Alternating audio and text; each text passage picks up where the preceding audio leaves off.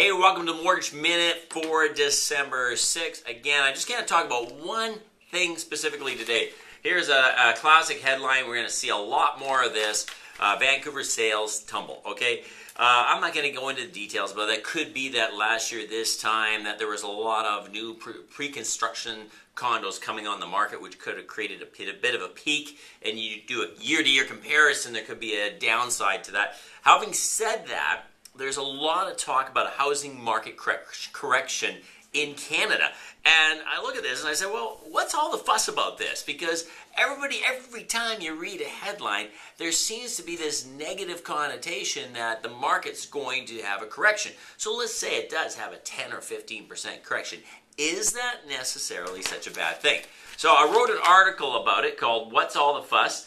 And talking about market correction in Canada. I would encourage you, if you're getting this as part of my newsletter, you'll see a copy of this article attached below it. If you're seeing this on YouTube, send me an email and ask for a copy of it. But let's take a look at certain segments of the market.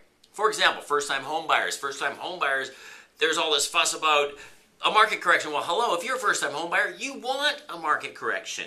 You know, a lot of people don't realize with the new rule changes, you can still buy a house with 5% down. The key is you're going to be limited to 25-year amortization. So a slight correction in the market housing prices, it's a great thing for you. I mean, I would be hoping there's a market correction if I were you. Let's look at current homeowners who are either buying or selling. I mean, there's a lot of people all upset. Well, I'm trying to sell my house, and I'm worried about the prices going down. Well, wait a second. If you're selling your house, you're probably going to turn around and buy a house. Guess what? The person selling their house to you is going through the exact same thing. So if your house drops by 10%, so does the house you're about to buy.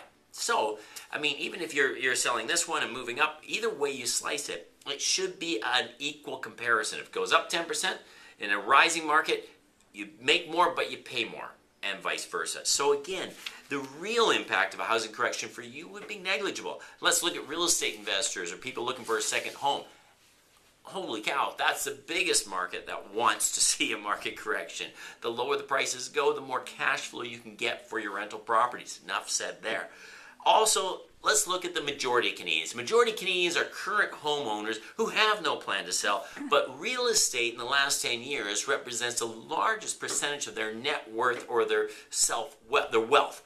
And there's a big sense of angst. If the market goes down, they're losing a percentage of their net worth.